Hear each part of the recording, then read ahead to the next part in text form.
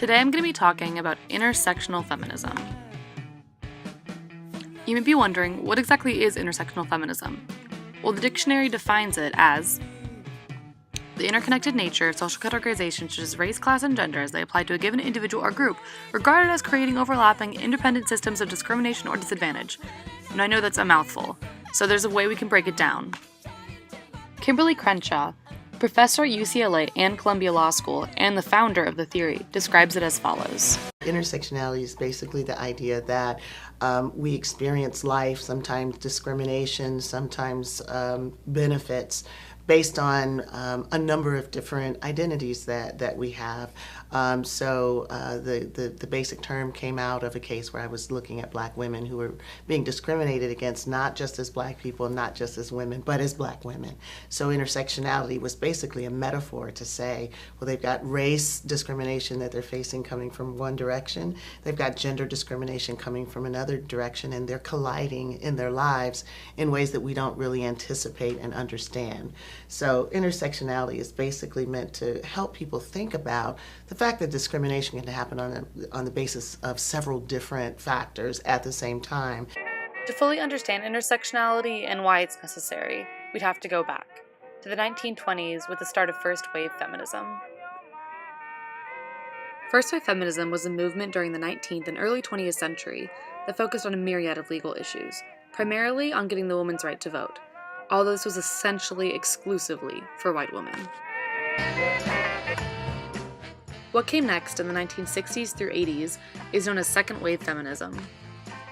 This wave was remembered primarily for being a hippie-led free love fest, although it was actually centered around anti-war and civil rights movements, due to the growing self-consciousness of a variety of minority groups around the world. Sexuality and reproductive rights were dominant issues, and the movement was becoming increasingly radical. Finally, throughout the 1990s to present day, the movement has been classified as third wave feminism. Third wave feminism is when intersectionality theory began to make itself known. This wave is characterized by strong, empowered, sex-positive women that break stereotypes and boundaries, much like Kathleen Hanna of the punk band Bikini Kill shown here. The movement began to recognize the importance of intersectionality in order to account for things like race, sexuality, and class. Intersectionality has worked in conjunction with other theories as well. Prominent sociologist Patricia Hill Collins coined another movement labeled Black feminist thought, which demonstrates black women's emerging power as agents of knowledge, which is a vitally important part of the social relations of domination and resistance. In relation to both black feminist thought and intersectionality is the critical race theory, which is a theoretical mode that examines the appearance of race and racism across dominant cultural modes of expression. Black feminist thought, critical race theory, and intersectionality do not allow for a one-dimensional approach to the world's complexities. Intersectionality has also been applied to many different fields, such as education, law, and psychology, to name a few. In the field of social work, proponents of the theory argue that the work done will be less effective if the issues of intersectionality are not put into practice. To help someone in that field requires looking at and understanding all parts of the person, which includes their many identities presented in society. In the field of law, intersectionality seeks to create frameworks that include all of a person's identities.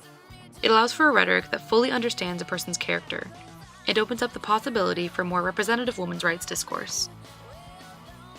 An important factor of intersectionality is determining how race-based oppression influences gender oppression.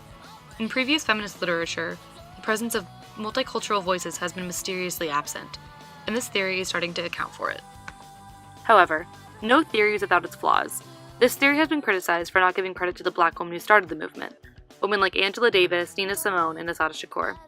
Intersectionality has also been criticized because of its general vagueness and how it's defined, and how it should be translated to real-life application. However, despite these criticisms, overall, intersectionality is an important part of modern-day feminism and plays an essential role in representation and understanding diversity. I'll leave you with a quote from Flavia Dodon, a journalist that writes about feminist theory. She states, "My feminism will be intersectional, or it will be bullshit."